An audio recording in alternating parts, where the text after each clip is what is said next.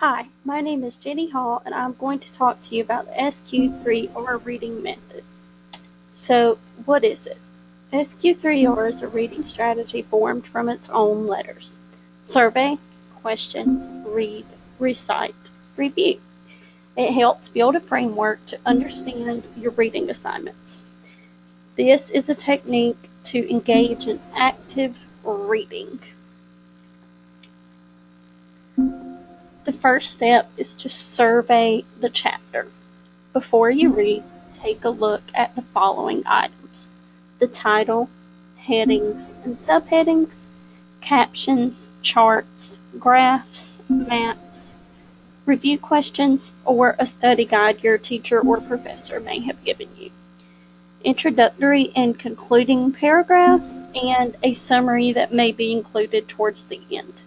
Looking at these parts before reading will help you gain an idea of what you will be reading about and which topics may be important. It helps if you have done all of this before, so that way your brain is not overloaded as you're reading and you know what to look for. While you're surveying, question yourself. Turn the title, headings, or subheadings into questions.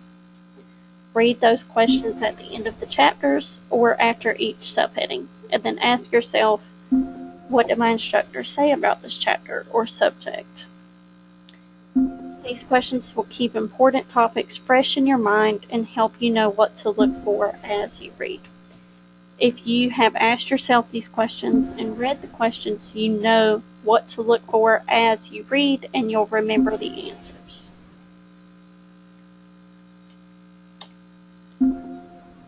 So when you begin to read, you're looking for those answers. You're answering those questions, and then you're rereading your captions, your graphs, whatever there may have been. Note any words that are underlined, italicized, or in bold. They are that way because they are important. This might mean you need to know their definition. This might mean they're used in a special way. That's what you're going to figure out. Study any kind of graphic aid. Is there a chart? Is there a map? Reduce your speed in difficult passages. If you're having a hard time with the words, you need to read them slower.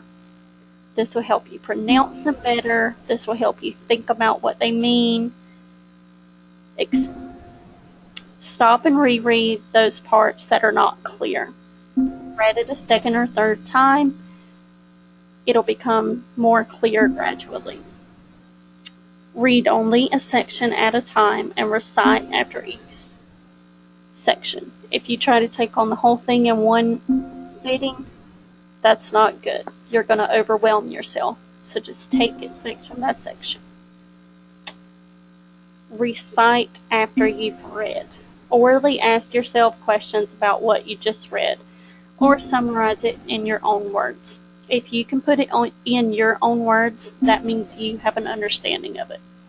Take notes from that text, but put the information in your own words. You don't want to rewrite what you've already read. That's what the book is for.